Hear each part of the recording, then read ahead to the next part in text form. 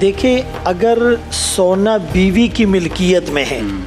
फिर वो इस्तेमाल के लिए है, जेवरात की शक्ल में है या वैसे ही रखा हुआ है, उसके ऊपर ज़कात है। लेकिन अगर अपने नाबालिग बच्चों के लिए सोना या कोई पैसे रखे गए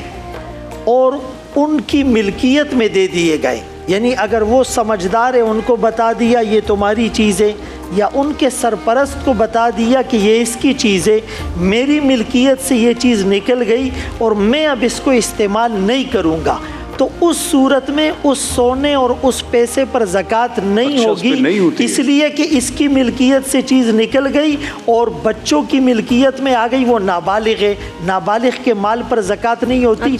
लेकिन जब वो बालिग हो जाएंगे तो बालिग हो जाने के बाद वो उसकी ज़कात देंगे, बच्चे ज़कात। लेकिन अगर आपने डॉक्टर मेहर साहब वो एक नाबालिग बच्चे के नाम पर कर दिया कि जी ये मेरी बच्ची के लिए है, और आगे ज़रूरत पड़ी तो आपने उसी को इस्तेमाल कर लिया, तो फिर क्या मामला होगा? देखिए, बिस्मिल्लाहिर्रहमानिर्रहीम, उमूमन मुफ्ती साहब ने जिस तरह बताया शरन मसला उसी तरह से है,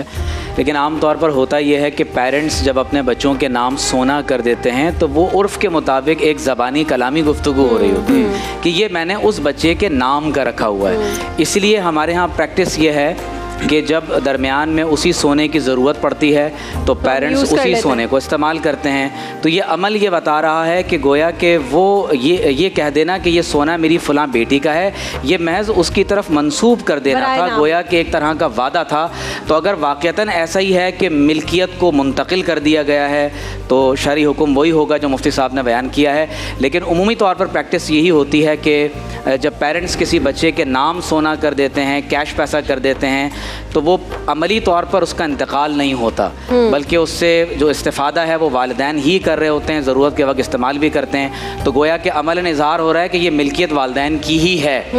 लेकिन सिर्फ बच्चे की निस्बत से उन्होंने उसको सेफ रखा हुआ है। तो इस सूरत में पेरेंट्स पर ज़कात होगी।